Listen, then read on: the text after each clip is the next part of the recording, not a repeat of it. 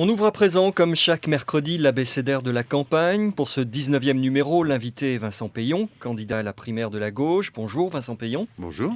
Nous avons choisi la lettre A comme avenir aujourd'hui. Et avec moi pour vous interroger, Ludovic Piétenu. Bonjour Vincent Peillon. Vous avez présenté hier votre projet 62 pages. Et en page 39, on peut lire en titre « Préparer l'avenir » autour de deux priorités. Premièrement, on va s'arrêter là-dessus. Vous dites vouloir investir dans l'éducation, la formation et la connaissance. Là, nous sommes dans ce moment où, ayant pris part au gouvernement, en faisant adopter la loi de refondation de l'école, vous vous placez comme fier du bilan de François Hollande. D'abord, sur le sujet, bravo d'avoir choisi ce mot.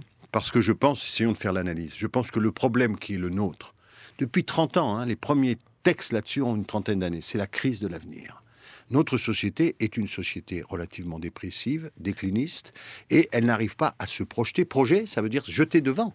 C'est vers l'avenir. Quand on présente un projet, c'est pour se projeter dans l'avenir. Et notre société n'y arrive plus. Vous savez qu'on dit souvent qu'une personne... on se projette dans l'avenir avec son histoire aussi, son passé. On en a toujours besoin. Et d'ailleurs, on doit réécrire. On réécrit en permanence son histoire. C'est vrai pour les sociétés comme pour les individus. Mais il y a des façons de se raconter soi-même qui nous interdisent d'aller vers l'avenir. C'est d'ailleurs, disent les psychologues ou les psychiatres, le premier signe de la dépression, c'est « je vois plus demain, je vois plus après-demain ». Ça vaut pour des individus, ça peut valoir pour des sociétés. Donc moi, je pense depuis très longtemps que notre problème majeur, c'est cette crise de l'avenir qui avait été identifiée par certains il y a déjà quelques décennies. Nous en sommes toujours là. Et donc, on voit d'ailleurs que les arbitrages de nos sociétés sont des arbitrages qui sont jamais en faveur de l'avenir. Notre jeunesse est sacrifiée profondément, quand vous regardez la structure du travail, la question du logement, la question du patrimoine. Nous accumulons de la dette, c'est encore pour eux.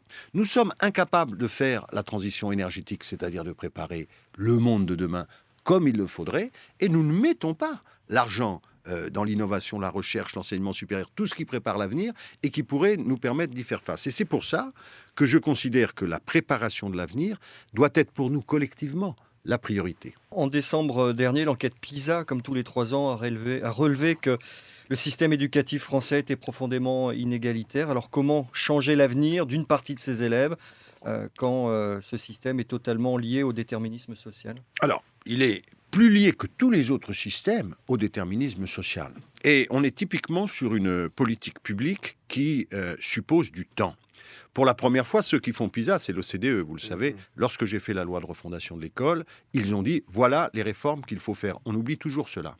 Mais pour que ces réformes, se mettent en place, 2, produisent leurs effets... Il faut du temps. Il faut, en gros, quand vous regardez les pays qui ont fait ça, 10 à 15 ans. Vous parlez de recruter 8000 enseignants supplémentaires sur les 5 années du prochain mandat, mais est-ce que c'est plus d'enseignants qui va permettre de casser ce déterminisme social très français? Alors là, d'abord, c'est pas du tout le même sujet, on est sur le supérieur.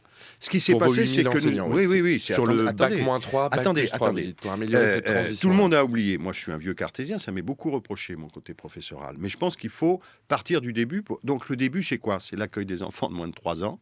C'est la maternelle, nous l'avons revu, les cycles de maternelle et les enseignements. Tout le monde en est satisfait, mais on n'en parle pas. C'est plus de moyens, ça a été la réforme de l'éducation prioritaire, dans les endroits où il y a plus de difficultés, c'est quand même le minimum, surtout quand là-dessus, dans le projet, j'ai rien lu, Vincent Peillon, sur l'éducation prioritaire. Alors, qu'est-ce que vous proposez? Vous avez mal lu parce que je fais plusieurs lignes dessus. Je ne peux pas parler de tout, sinon ça aurait fait 400 pages. Pour dire, cette politique que j'ai mise en œuvre, que Najat Vallaud-Belkacem a continué, elle doit être poursuivie. Pourquoi? Vous le savez, mais ça veut dire plus de dotation pour les établissements qui sont en difficulté, plus d'autonomie pédagogique pour les enseignants qui sont dans ces lieux, plus de reconnaissance, y compris comme je l'ai fait pour la première fois, avec des primes plus avantageuses et des accélérations de carrière. Ça veut dire, en même temps, être capable de recruter différemment pour les collèges, parce que vous savez, la France entière, elle est là, vivre ensemble, vivre ensemble. Mais la première chose, c'est qu'on ne met pas nos enfants ensemble. Donc, il faut aussi articuler cette mixité scolaire. J'en viens au supérieur. Le prochain problème pour un acte 2 de la refondation de l'école de la République, c'est l'articulation entre le lycée, les 3 lycées. Parlons pas que du lycée général, professionnel, technologique, et les premiers cycles universitaires. Là, vous avez une sélection sociale incroyable entre ceux qui sont bien orientés par leur famille ou leur capital culturel ou économique et les autres. Et donc, Une fois qu'on aura fait tout ce travail jusqu'au collège, il faut lancer maintenant l'acte 2, des meilleures orientations, du soutien, des moyens pour l'université, parce que franchement, il y a des moyens dans un certain nombre d'écoles, il y a des moyens dans un certain nombre de classes supérieures, infiniment supérieurs, alors que c'est 95% d'enfants déjà dotés, que les premiers cycles universitaires, qui sont pour certains vraiment des machines à trier, à faire échouer. Et donc, c'est le deuxième acte de la refondation. Et ça supposera... Faites attention aussi à une chose, parce qu'on n'y avait pas fait assez attention nous-mêmes en 2012. Le choc démographique, les postes que nous avons créés dans le primaire ont été absorbés par un choc démographique que l'on n'avait pas vu. Et les enseignants s'en plaignent parce qu'évidemment, on les a moins vus du coup.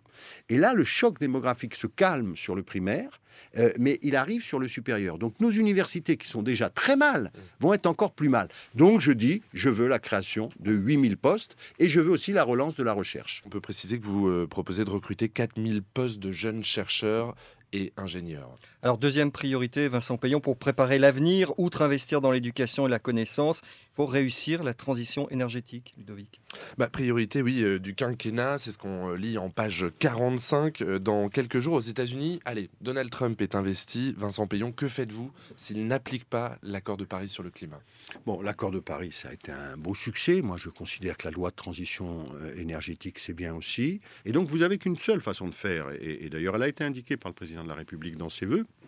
C'est de prendre le leadership international de cette cause qui est absolument indispensable. Si on veut nous-mêmes réaliser les objectifs qu'on s'est fixés dans la loi de transition énergétique, il faut qu'on accélère nettement le mouvement et qu'on mette davantage de moyens sur cette transition. C'est pour ça qu'il n'y a qu'une seule façon de faire, celle que j'ai indiquée, c'est ce grand plan européen d'investissement dont une partie doit être consacrée à la transition énergétique. Je vais vous dire, de la même façon que la pollution elle traverse les frontières, on n'y arrivera pas tout seul. Et vous dites par exemple qu'il faut reconstruire un marché européen de l'électricité ou encore créer une taxe carbone européenne, Bruno. Donc l'avenir, c'est aussi ce New Deal européen que vous proposez. Ce qui se passe actuellement, c'est qu'on est en train de tuer l'idée européenne, qu'on est en train de voir monter les nationalismes, qu'on a la guerre au sud, qu'on a la guerre au nord, qu'on n'a pas de croissance en Europe, c'est la zone qui fait le moins de croissance, et donc une espèce d'inertie, d'incompréhension, de lâcheté des politiques, d'indifférence des populations, font qu'on se retrouve dans une situation où maintenant d'ailleurs les plus nationalistes, critiquant les Allemands comme dans les pires époques, je vous rappelle quand même qu'on a eu 3 guerres avec eux et qu'on a fait l'Europe pour quelques raisons,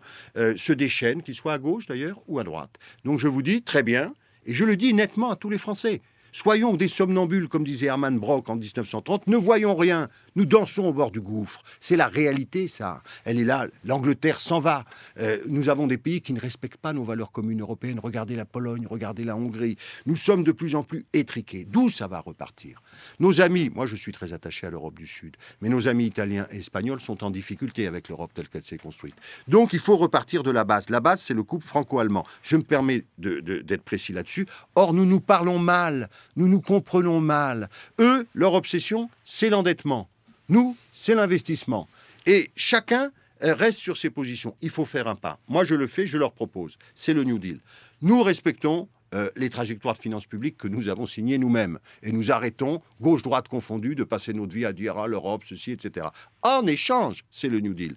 Puisque nous sommes des gens... On peut donner l'objectif que vous fixez pour 2022, la réduction des déficits il faut continuer la réduction et aller vers 1,5 point. À 1,5 point, on est... Alors, je n'ai pas de tabou, c'est pas un totem, mais il faut bien montrer que notre volonté, c'est de faire en sorte, d'ailleurs honnêtement, ce sera meilleur pour nos enfants et même pour faire ici des investissements de la redistribution sociale. On vise pas zéro, quoi. On vise pas zéro, ça c'est nul. Je pense que franchement, c'est des trajectoires, les finances publiques, et que déjà, cet effort que nous proposons, je suis le seul homme politique français, et je suis pleinement de gauche, à dire, il faut faire ça. Je peux dire d'une autre façon pour que ce soit bien compris, si l'Allemagne ne répond pas, ce sera ma première visite en Allemagne pour négocier ce New Deal sans lequel on ne s'en sortira pas. Si l'Allemagne ne répond pas présent, je ne demanderai pas aux Français de supporter ces efforts tout seuls, puisque nous aurons quand même besoin d'investissements nationaux. Hein. C'est naturel. Donc je veux ce New Deal, je veux montrer que notre signature est crédible, mais je veux en même temps que l'Allemagne débloque ses positions sur la question des investissements.